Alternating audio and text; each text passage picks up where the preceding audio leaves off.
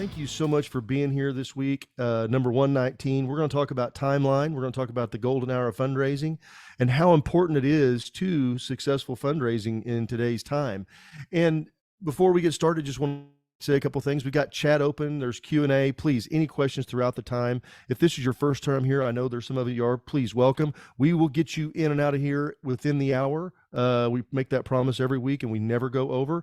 And also stay to the end and win. We've got a trip that you can use to raise more money. So Trevor, my brother, how are you, man?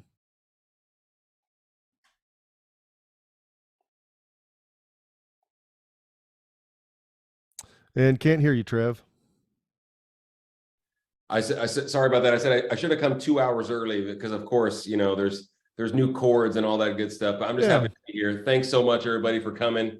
I'm so pumped, actually, Doug, that you got a triathlon coming up. I heard that as we were logging on, so that's awesome. Yeah. We'll talk about the timeline of a triathlon at some point as well. So that's fantastic. But no, I think this is a great topic. I'm excited about it, and thanks everyone for being here. Good stuff.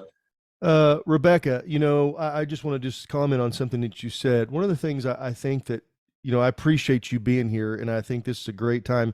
You know, if you've just had your event, this is the time to really, quite frankly, be honest with yourself, be honest with everything that went well, the things that didn't. You know, all this stuff it's hard. I mean, quite frankly, for sure. Raising money, it's hard. It's hard work putting on these events, doing all this stuff. There's nothing easy about it. But one of the things that, if, you know, it goes great or it doesn't go so great, it's still hard. So we want to try to find every shortcut we possibly can. And what we try to do is share all this information coming from across the country.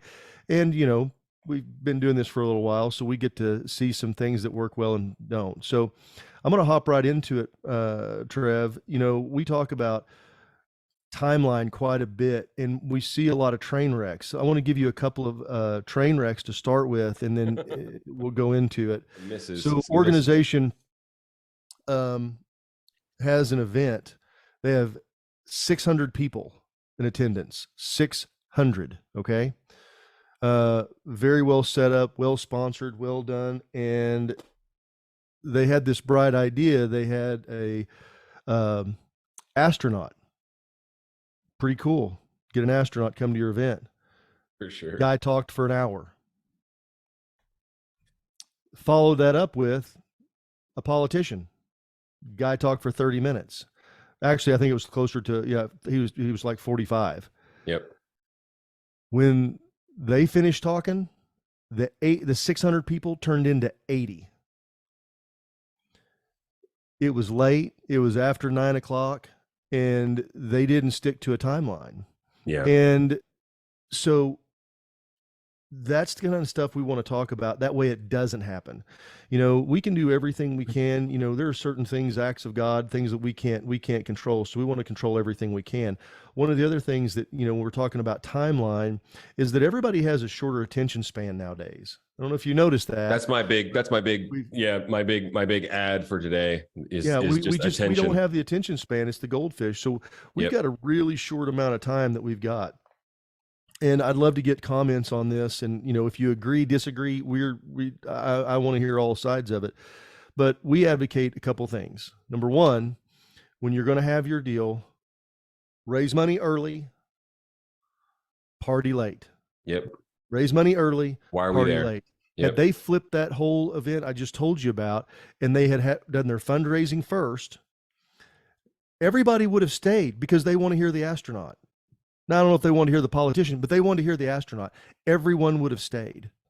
And I think that we get caught up in this mindset. Well, we've got this person coming in. I've literally had people say, well, I don't want to cut my speaker off.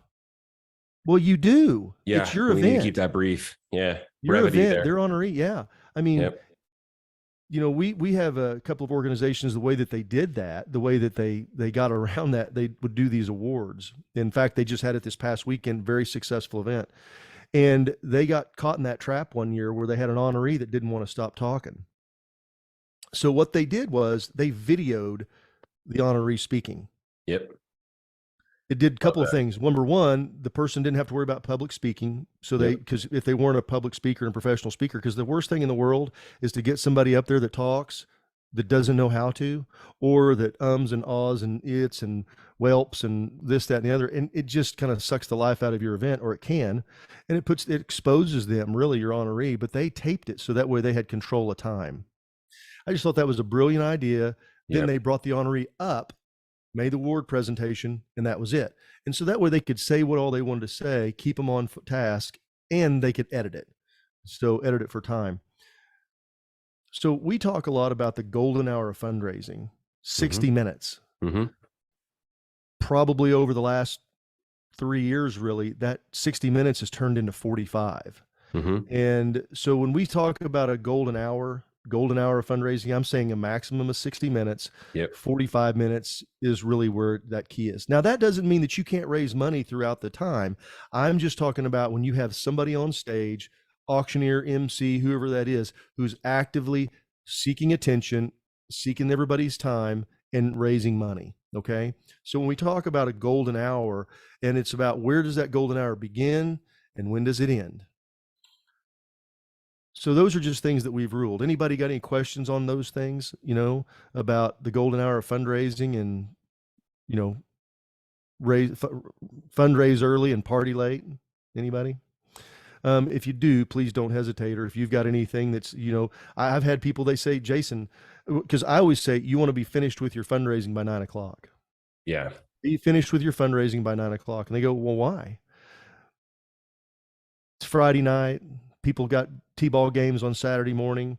They got to get home to kids. They've got um, uh, all kinds of things going on. We've got they just got stuff to do. Yep. And so, maybe they've got the babysitter they got to finish up. They got to get up early the next day. They may Yep. want to go party somewhere else. I don't know, but I can just tell you, once you get to 9 o'clock, that's the witching hour in the fundraising world. And so Yep. be ready to exit stage left, be done. Doesn't mean that you have to go past that you can't go past that with your event. We know lots of events that they finish up, their fundraising 8:30, 9 o'clock, and the party goes on to midnight. Yeah, as long as you wanted to. Yeah, absolutely. That's Yep. a different thing because then everybody can stay. But it's real interesting to see what happens at 9 o'clock. And it's in 30 years of doing, standing up in front of people doing auctions, that kind of hasn't changed. It's really been the same, but the Yeah. amount of time has become different. What we're seeing a Um, lot, of is, and the feedback that we're getting, a lot of the same folks in your community are going to other events. And I think that big picture wise, we talked about the attention span. Donors are consumers. We say that every week now. mhm. That's a reality. You're vying for attention, you're vying for interest when you're advertising your event. And a great way, as opposed to competing with other events that assuredly a lot of your supporters are probably attending and going to, either as donors or as supporters or as guests, you are going to be able to differentiate when you have an event that has a very strict timeline, that's respectful of time, where you utilize brevity, but in a very, very strategic way. Jason and I can talk about, how long it typically takes to, auction off a live auction item. That's 3 minutes. So you probably don't want to have 20 live auction items, going into your event this next year or this fall or next spring, for instance. And just be cognizant of that, because of the fact that, once again, your supporters and donors are going to other events. They're seeing it. Their time is precious. Their time is valuable.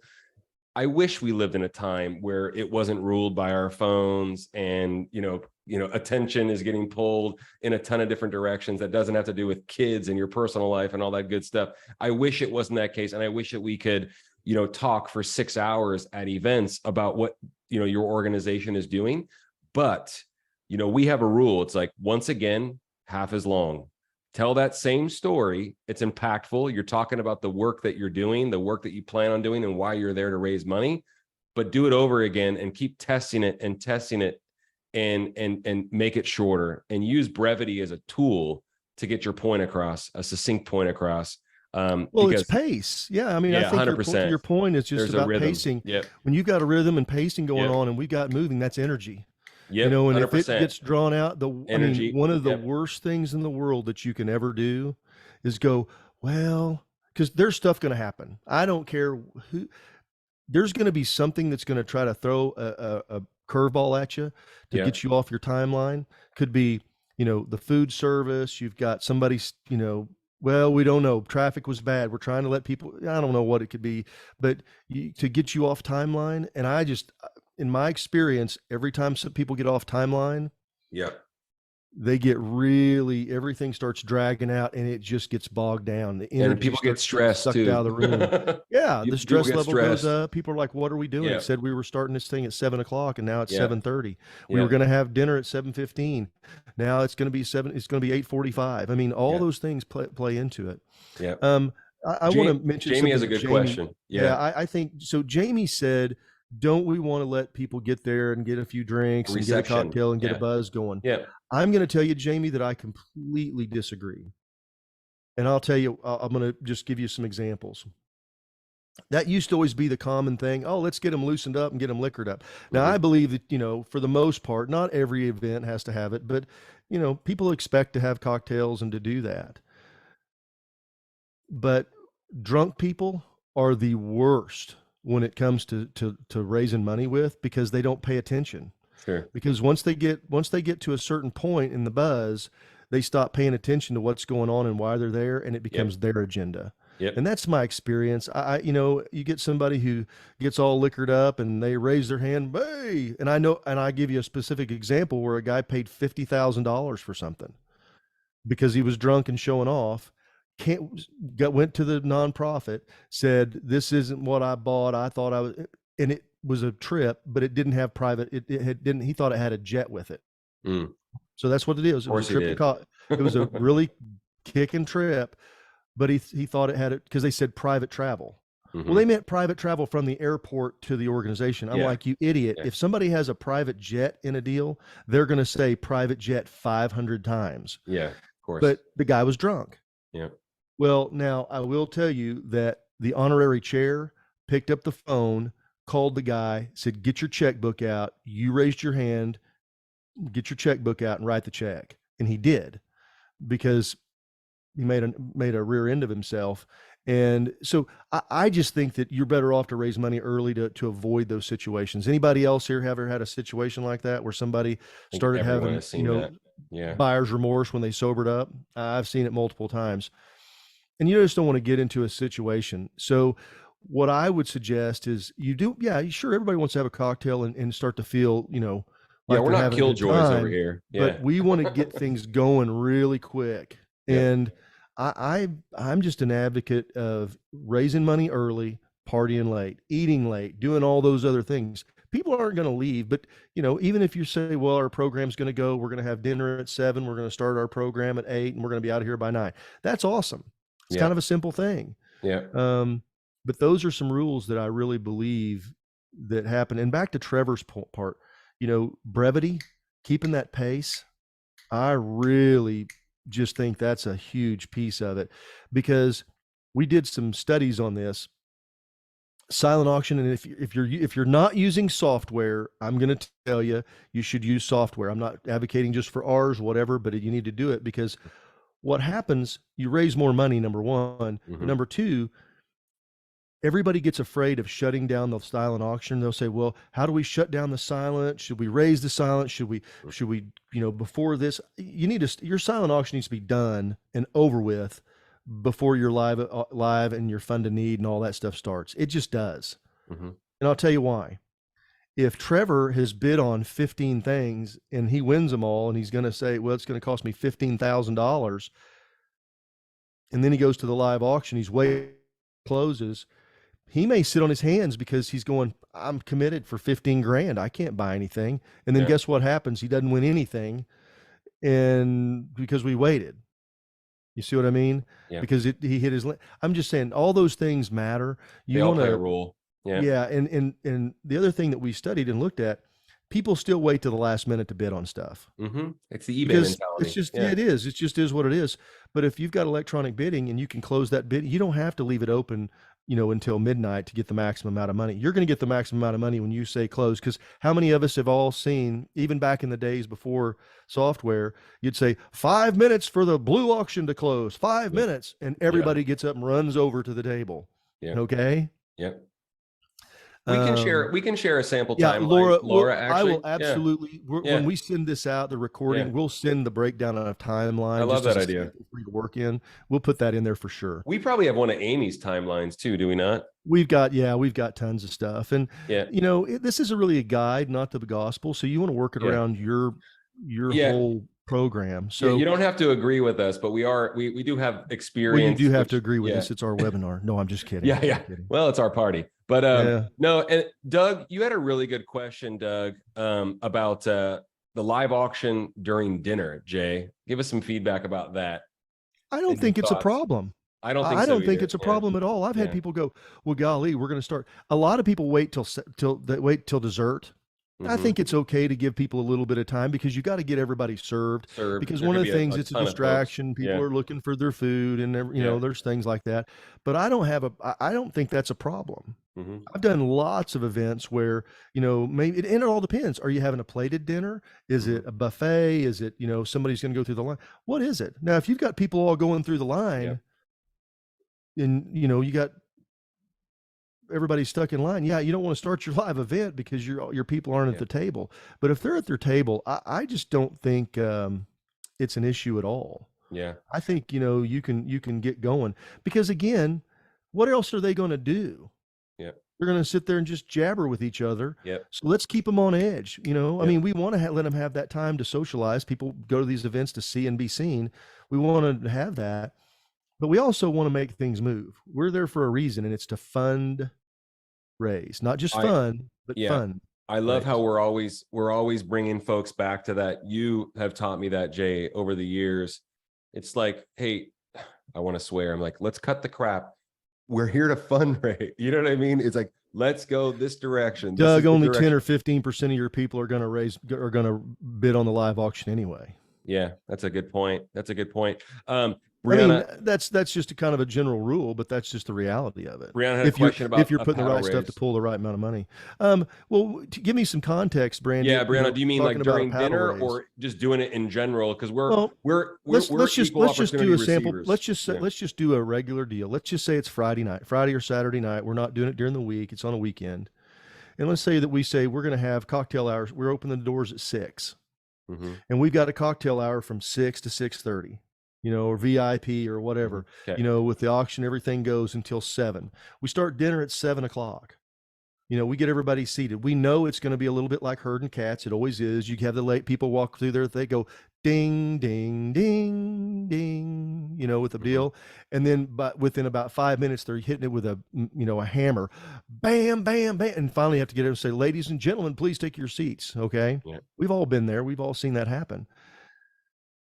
You've got to, moving people through there, you got to plan that stuff. So at 6:45, we start trying to get everybody seated. Mm-hmm. And if you're doing mobile bidding, you don't have to have, you can have people at their seat and say, ladies and gentlemen, you got 5 minutes. They're bidding from their phone while they're sitting down. Yeah. So that's the kind of stuff that you can do. You can do your mission moments. You can have people go up and speak. You can do things like that during that. It doesn't have to be a chew fest, because otherwise, if you don't have something else going on, that's what it is. It's just everybody out there smacking and talking and eating, right? Yeah. And again, a lot of this is just opinion. Some of this is opinion based on experience of seeing it. Yeah.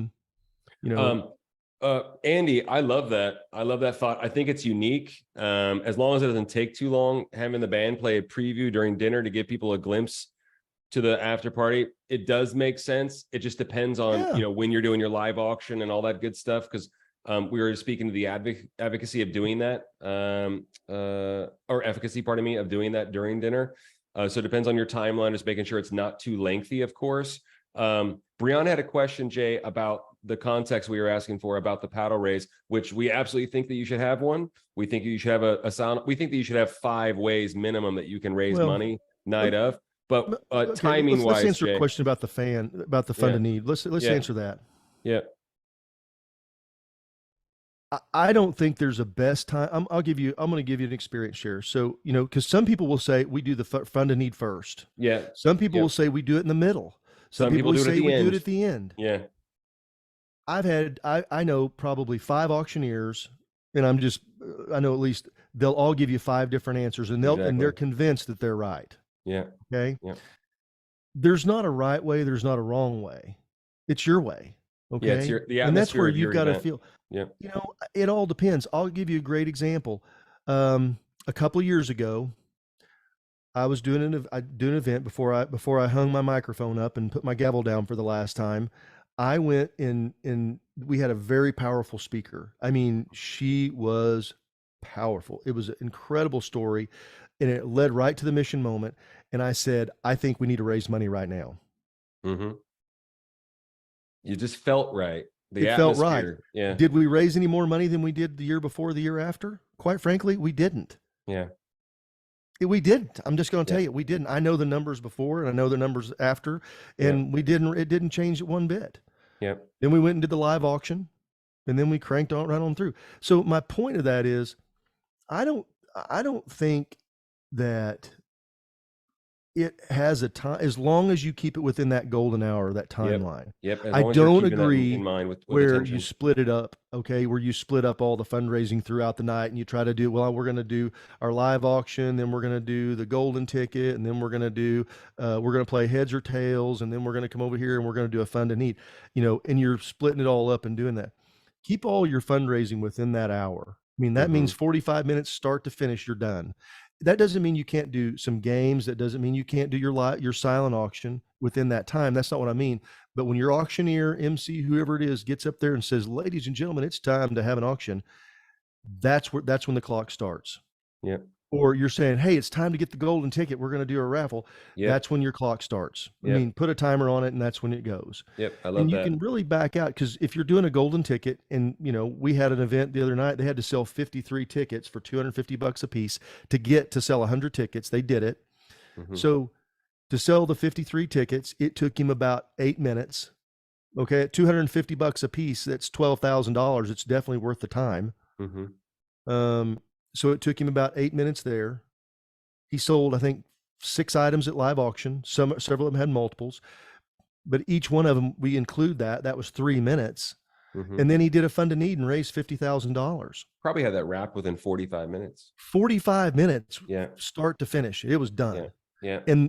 And even I was talking to the director of development. I was asking her about it, and I said, "Well, how things?" She goes, "His pace was a little slower than what we were used to."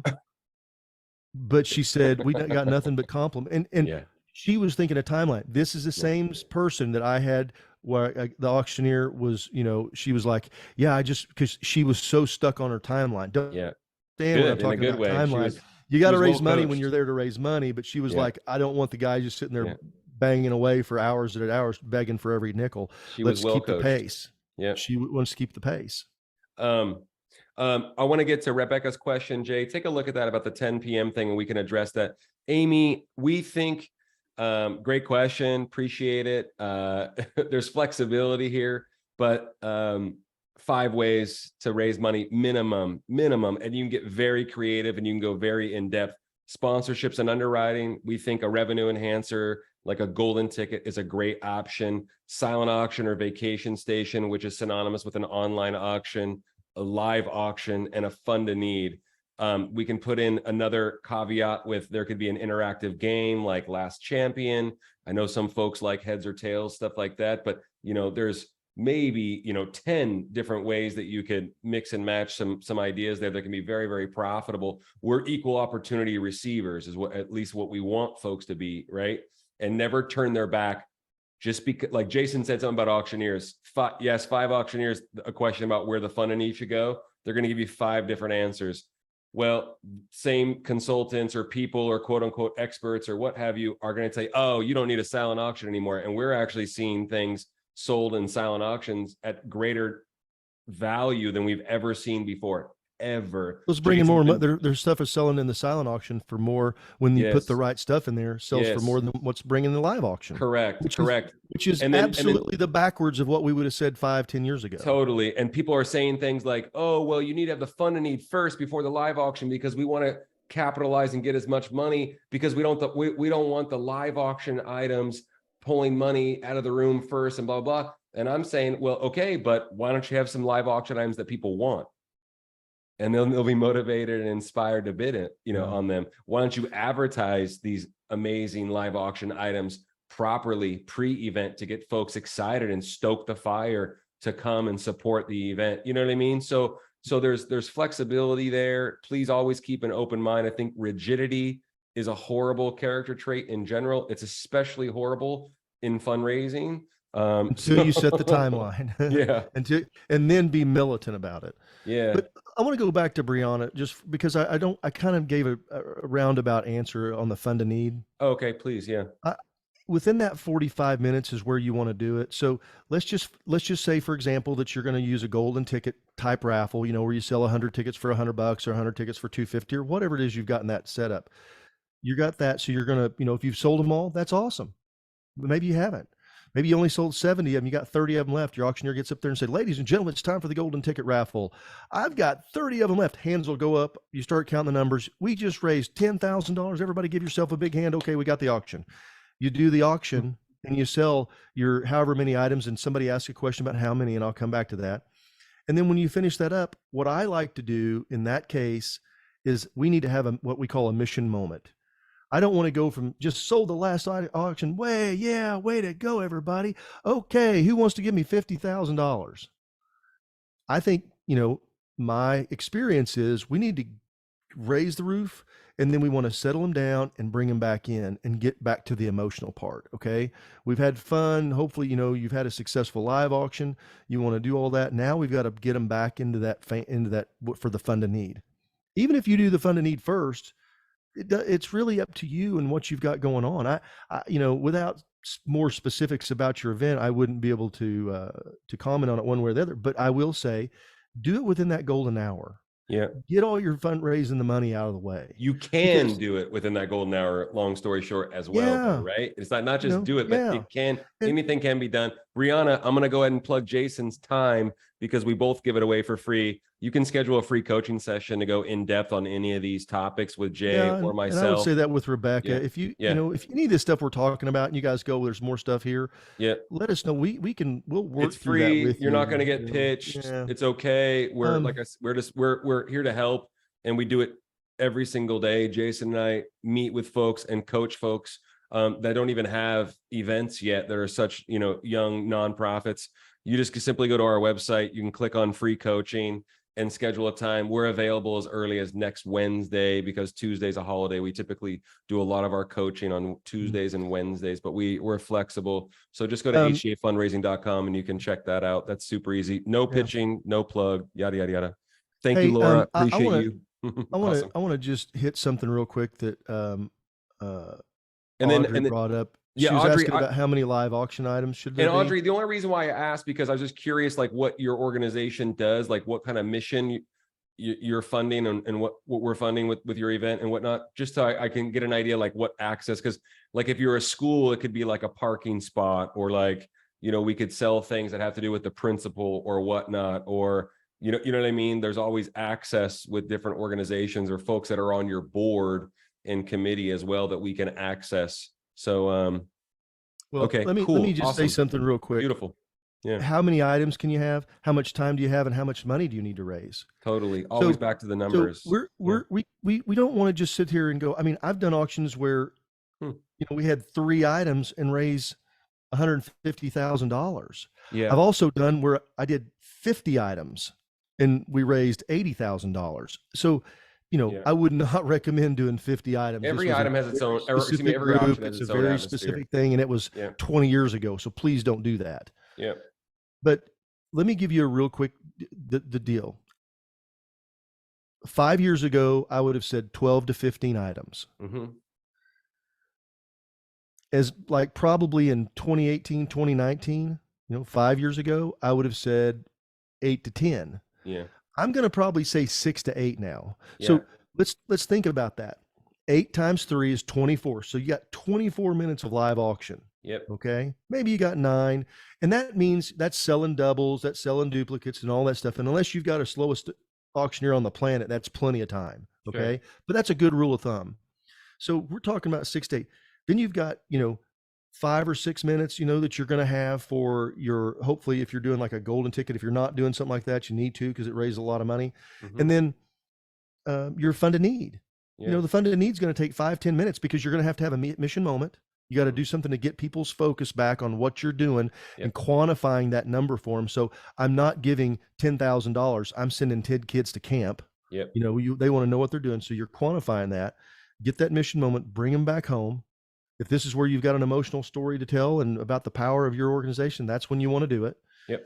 And make it short, and then you get people in raising their hands, and you're done. But either way of that, you're out within an hour. Okay. Yep. You've just got to be, that's just really it. Because once you get over that time, people have got to get up and go to the bathroom. They're going to go get a drink. They're ready to go smoke a cigarette. They're just tired. You can Yep. put on a show. I mean, as entertaining as I can be from the stage, or as an auctioneer is, they got about 50 minutes in them, and that's it. Okay. You gotta, they can't just, those jokes, they can Twist only that tell dial. one time. Twist that dial. And so, Yeah. you gotta wrap it up. So I hope that helps you thinking Yep. about how many items to have. Yep. And I want to just touch on something real quick, Yeah, please. just to help real quick, since we're talking about auction items. When I say auction items, don't go, I'm not talking about stuff. I'm talking about 4 things. Domestic, and I know somebody said the other day, well, I don't want to be so trip heavy. Okay. Once in a lifetime experiences. That's what people want to do. Access. We're seeing the most money across the country. And I'm not just talking about our stuff. I'm talking about in general, is trips. That means domestic travel, Yep. national travel, beach, and once in a lifetime experiences. Yep. Once in a lifetime experience, maybe, we've got a head coach Totally. that just happened, a retired head football coach from a university. He donated a private whisk bourbon tasting at his home.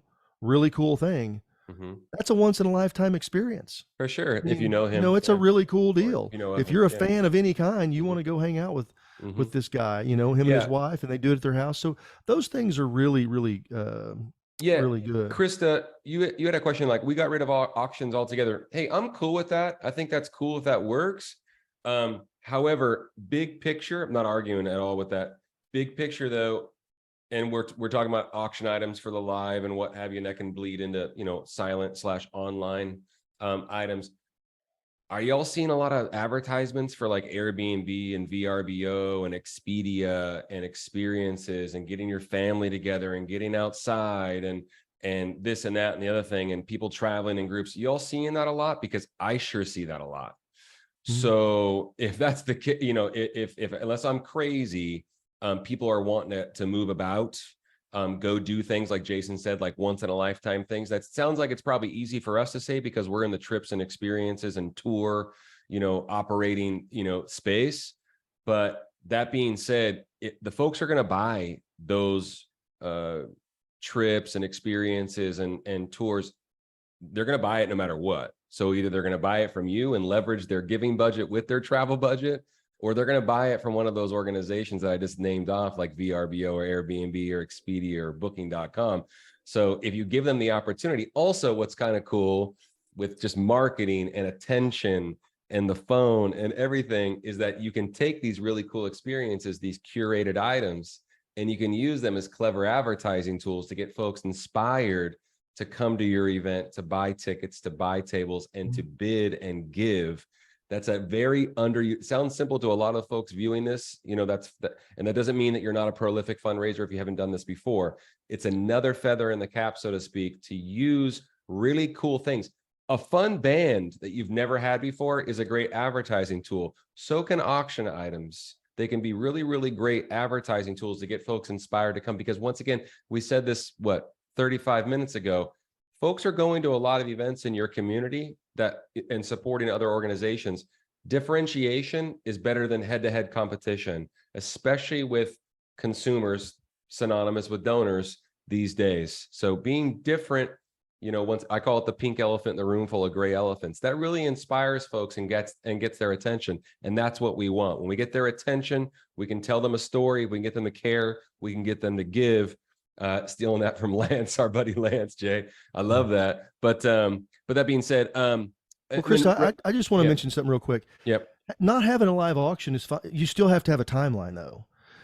And your yeah. timeline for your fundraising still needs to be Oh, for in sure. Yeah, context. yeah, And because that's where we're talking about how to get this done. There's lots of events that don't have a live auction. There's a yeah, lot that don't have a live auction. They don't do a fund to need. One of the most successful ones where I live here in Oklahoma City, they just have a party. They don't even ask for yeah, money. yeah, Don't even ask.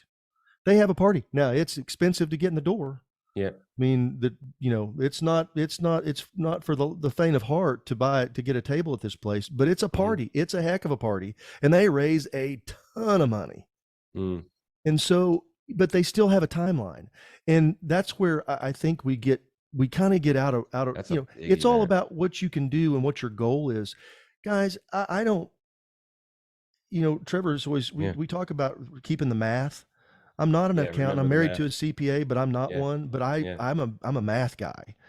I How want to much are know we how looking to much money raise? do I need to raise, Yeah, and then what yeah, do I have to do to get it? If I can raise it all by getting sponsorships and underwriting and doing all that, great. yeah. If I Fantastic. can do that by just doing a fund to need, great. If I can do Yeah, it by having 3 live auction items, that's fantastic. yeah, yeah. But I Um, will tell you this, and we did a podcast on this.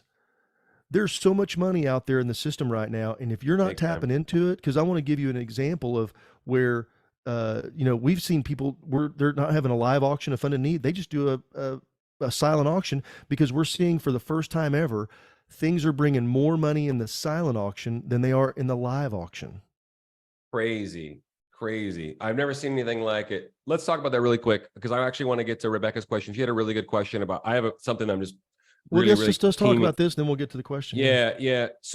So another thing you need to realize about having really cool items in your event, and let's just say they're high dollar items, for instance, you could have something, let's just say something sells for 5,000, 8,000, $10,000 in your live auction. We're seeing things sell for 12 to $15,000 in the silent auction. Never seen that before. I've been in this business for over 7 years. Jason's been doing this for the better part of 3 decades. I'm a very quick study, and we've had the opportunity to work in thousands of events. So I just take all this information and I don't pass it off Yeah, as if I it's mean my own, it's but we you're have a right lot of on though. experience. But We're one of the literally seeing greatest it. things, one of the greatest things that we're realizing about what's happening, let's just use the example with the $14,000 Greek villa that sold in a silent auction in North Carolina, and in the same weekend in the silent auction in Oklahoma at two completely disparate events, helping two completely disparate missions. That individual that made that $14,000 donation to get the Greek villa was not going to give $14,000 to the organization. And then also, you're identifying a $14,000 level donor. And if someone can write a check, you said this, Jason, so I'll piggyback on it. If someone's willing to write you a $14,000 check for a Greek villa at your event, they're probably able to write you another $14,000 check if they have a heart for your mission and you create the relationship. So think about all these doors that we're opening. We talk about this all the time. We had an event where they sold 9 of our Tuscan villas for $10,000 in a live auction in Idaho. And the executive director of the organization didn't know all of the winners, He all only of knew the 3 of bidders. them. 6 of them were brand new. They'd never had That contact had with him. never been to the event Yeah. before. So something happened, and something happened where they did some clever advertising with the item itself. It sold well because, of course, people want to go to Tuscany. It's a lovely once in a lifetime experience. And they identified 6 new $10,000 level donors. So keep that in mind when you're curating these things. It doesn't have to be our stuff. Well, It could be anything. yeah. We're big, we're pro donation, and we're also pro consignment opportunity as well because it works. So, But here's what I Christy, want to it come back is. on the Yeah, it's timeline though, one of real them. quick. Yeah. I want to just say something about this timeline. You know, that's where why this is so important, because the questions are always the same. It doesn't matter. It doesn't matter if your event, what you're doing, it doesn't matter what your cause is, it doesn't matter who your donors are, whatever. It still matters. The timeline is still critically important because it's about what do you need to do to raise the money that you need to raise. Mm-hmm. And if you raise that money, if you've got this amount of money, I've got to raise $100,000 net dollars. We got to have 100 grand. Okay. I've got $50,000 in sponsorship, and I'm just making this up. You got Sure. 50,000 or 50, 60, which we want you to have about 70% walking in the door. But let's say you got $70,000 in sponsorships and underwriting. Okay. Now I got to raise 30 grand net dollars. Okay. We're talking about net money. After all expenses and everything's done, maybe you've got to raise 50 because you've got some overhead you got to pay.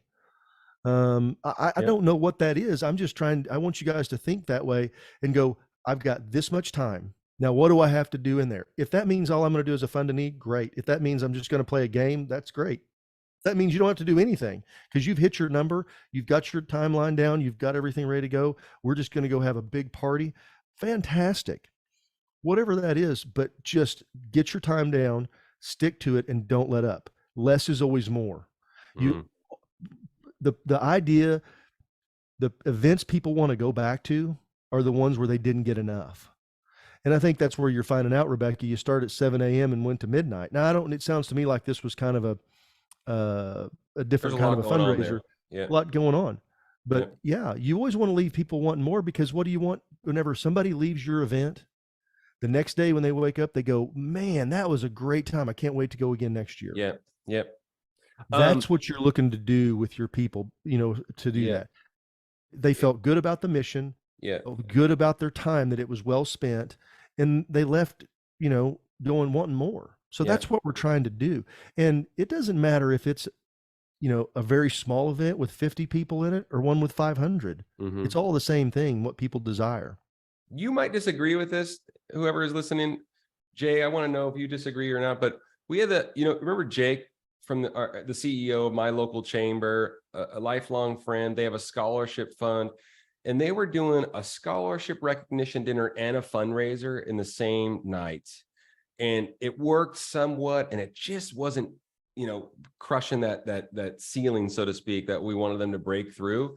And we suggested that they separate the two. And we're in a very small business, like entrepreneurial heavy community. So, folks love the chamber. It's got a great reputation. They've got a great CEO, Mhm. a great staff. They really help local business. They help local business tremendously in California. I'll just go ahead and add that caveat during COVID. So they've got a really great reputation. And they were able to create two different events, one to recognize the scholarship award winners and tell the story and have folks speak. And then they do a completely separate scholarship fundraising event. Mhm. And I actually thought that was a really good idea. So agree or disagree, I actually thought that was pretty awesome. They I they were think, they were able to separate the two. yeah, Because so sometimes it gets really difficult, and we're sensitive to that. We know what you're facing when you're trying to weave, the recognition and tell the story of what you're doing and all yeah. that in the same night. It's very difficult. We totally get that. I'll give you a So great I'll give you a great example. There's an event here in Oklahoma City.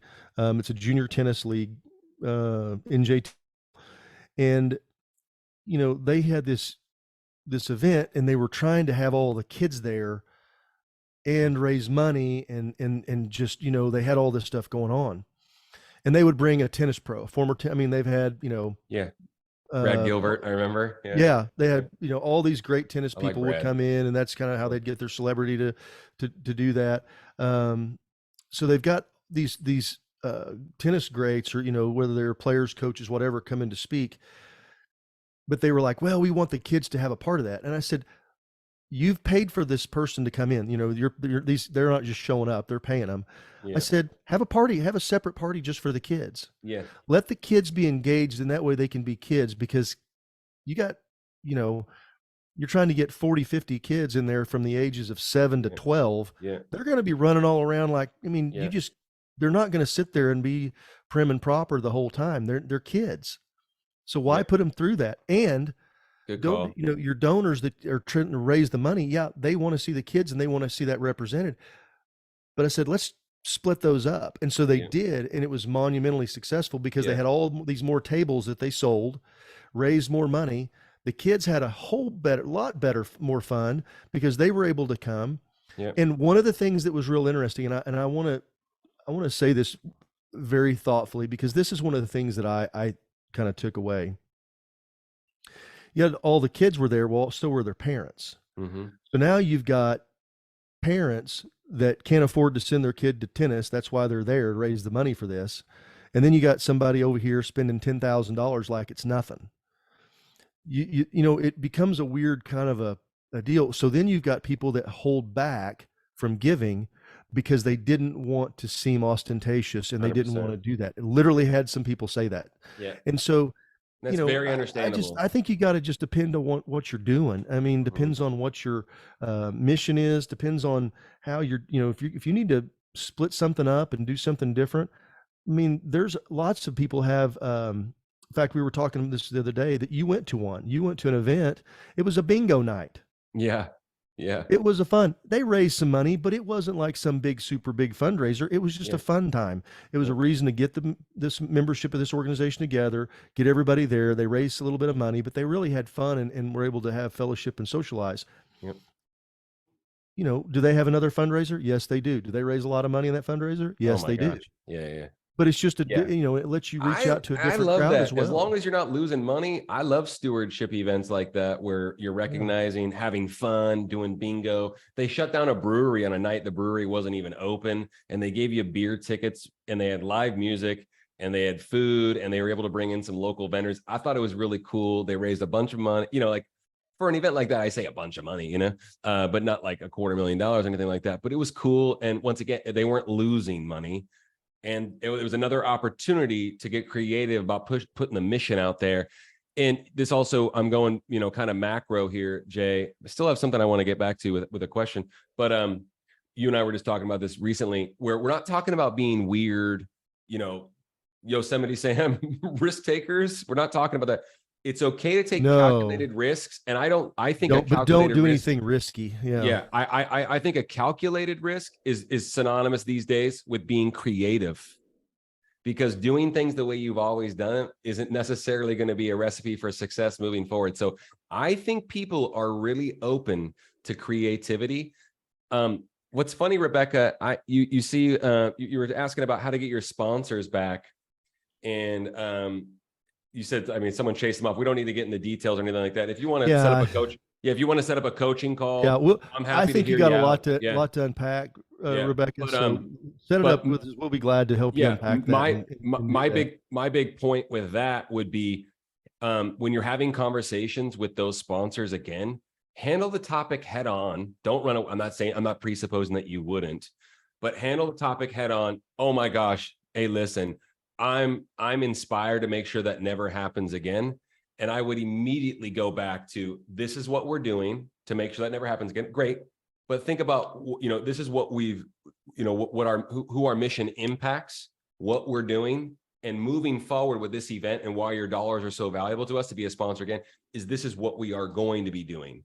Right. So I'd take that head on, and then I would immediately start going back to the mission. Right. You might already be doing that, but that's my 2 cents. And if you want to get in the weeds about it, we're happy to talk to you, and spend some time. So, yeah. Hey, I want to go back. Something Doug said. I think this is really critical.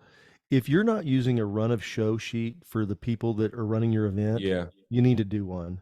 And if anybody here doesn't Yeah. know, we'll attach a copy of a run of show to the email when we send out the recording and everything, Mm-hmm. and along with just a timeline. Mm-hmm. So there's a timeline that you're going to give to the people, your attendees. You know, cocktails at 6, dinner at served at 7, you know, comments and such and such is at 7:45, fundraising, dessert served and fundraising begins. Live auction, whatever you want to say, such and such band at 9 o'clock. That's for them. But I'm talking about a timeline for the team. That way, everything is scripted, every move, everybody knows, from the caterers, the audio visual people, your talent, who, if you've got MCs, you've got auctioneer, that way they know what's going on. For the volunteers, they know when everything's got to set up. We know when we've got to be ready for checkout at this time. We know when everything is stamped out exactly time. And I'm talking not, well, we're 7 o'clock and then I'm saying 7 o'clock, 7:02, 7:07, 7:05, down to the second, I think because it's it smart. all counts. Yeah. All counts. Every bit of it. You've only got so much time. Yeah. Why not plan it? Why not plan? Why? Yeah. So, and literally, and just I'm saying you got from 6 p.m. to 9 p.m., 3 hours to get it all done. After that, you can party and have a good time and do all that stuff. And I'm not saying there's not, gosh, um, exceptions. I mean, there's some where they go, well, we didn't start our event till 8:45, and they crushed it. Yeah. Absolutely knocked it out of the park. Fine. We're But okay with being wrong. it's the culture of their event. Yeah. Okay, you got to go with the culture of your event, Yeah. and every event has its own culture. Some sucks and some's awesome. Yep. Okay, Yep. some's awesome. That Yep. doesn't sound right. Some's awesome. Some is awesome. Some Some is are awesome. awesome. Yeah. Well, anyway, I need some help with that. Don't It's worry weird. about it. Hey, we've been rambling for 55 minutes, man. So you get that one, man. That's no problem. Yeah. We're Well, good. Doug, yeah, it's just like if you're running a live show. Yeah, Act for like it's sure. on TV and everything's You going. are. You're there to you're You're entertaining, there but to you be on want their stage. attention. That's what you're Hmm. doing. Yeah. And It's that's what we're also trying to do it's is manage attention for yeah, those 3 hours, for and then sure. party out. Then let everybody drink and party and dance the night away after that. But Yeah. That's hey, awesome. I got time. We got one more question. Yeah, If we got anybody 5 minutes. has another Yep. for one question, while Yep. we're doing that, while we're getting a question, we have got to get our winner drawn up here. So don't take off because we're going to give it away. Got a big giveaway coming up here. We've got a winner here. Don't leave. Don't leave. Any advice? Amy says for convincing a board to add more fundraising elements. All inclusive. Awesome. That's our language. We can talk about that, Rebecca. We're happy to coach you on how to plan things for kids. I think you keep it fun. I would say separate that from fundraising based on experience, but we can talk about that. Any advice for convincing a board agency to add more fundraising elements? Yes, convince them to prove to them that it works at other events. I mean, you could show them real hard data. You talking about like auction items and things of that nature, Amy. If you're talking about like sponsorships and underwriting, adding something, like a drawing, like a golden ticket, there's all sorts of different options. We can give you hard data. If you're talking about like the live auction, Doug said he sold 14 Tuscany trips in his live auction last March. And I know he sold some all-inclusive trips there as well. So yeah, happy to share some experience of, how it works. Yeah, I'm not a big believer in 50-50 raffles because you're there to to raise money, not give money away. So I think there's frankly, and no offense, I'm just speaking quickly. There's more clever ways to go about doing raffles. You can definitely have multiple raffles at your event. Live auction, kind of a no-brainer, working really, really well, or they can work really well. Amy, once again, just click on free coaching on hafundraising.com. It's right there on the homepage. We're said Jamie, I'm going to tell one. you what Yeah. you got to. I'm sorry, I didn't mean to jump No, on you're this. good, brother. Jamie had a question about how to get people's attention. It's a cocktail reception or a cocktail party with food stations and not seated dinner. Volume. You got Love to have a that. great Yeah. audio visual. Make sure You got your to have a AV great is spot audio on. Yeah. system, and you got to Yeah. be able to get over people and get them to pay attention. Yeah.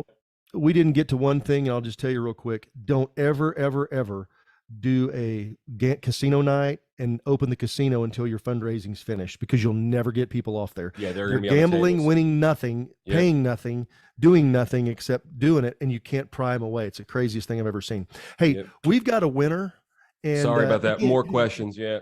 if there is something, please, take us up on it. The folks that have done this, I don't think you're going to hear anybody say it was a waste of time to sign up for the hours with us. We're happy to do it. Trevor and I both love doing it. And like I said, we don't have an agenda. Jason at hjfundraising.com, Trevor at hjfundraising.com. Shoot us a question if you got something. We're happy to help. Yep. I've got a winner. Oh, I good. hope I don't mess this name up. Okay. Jasmine Etong. I hope I got Cool. that. Probably completely butchered that. But Jasmine, you're the winner. Everybody give a big Cool. hand. Way Right to go, on, Jasmine. You Jasmine. got a trip that you can use to raise more money for your organization. And until next Cool. week, Thanks, Jackie. Yeah. we're out of Awesome. here. Guys, have a Yeah. wonderful, wonderful holiday Yeah, weekend. we won't You've got see a you till long next one. Thursday. If Yeah. you're like driving around and you want something cool to listen to and you're not sick of hearing our voices, check out Hey Nonprofits Raise More Money wherever you consume your podcasts. If you're doing any driving, we drop a couple episodes a week. We got some really awesome guests. I wanted to swear again and say we have some really bitching guests. Sorry, because we do. Bzz, Yeah, bzz. sorry, but because we do, and great episodes. We got like 80 of them in our catalog. Wherever you consume your pods, Apple, Spotify, Google, you can watch them on YouTube. If you're traveling, check out Hey Nonprofits, Raise More Money, 15, 20 minutes, and it'll be worth your time. Thanks, everybody. Take us up on the coaching. We're happy to help. Thanks so much. Thanks, Hey, Bev. everybody. Everybody have a safe holiday. Have a great time with your families.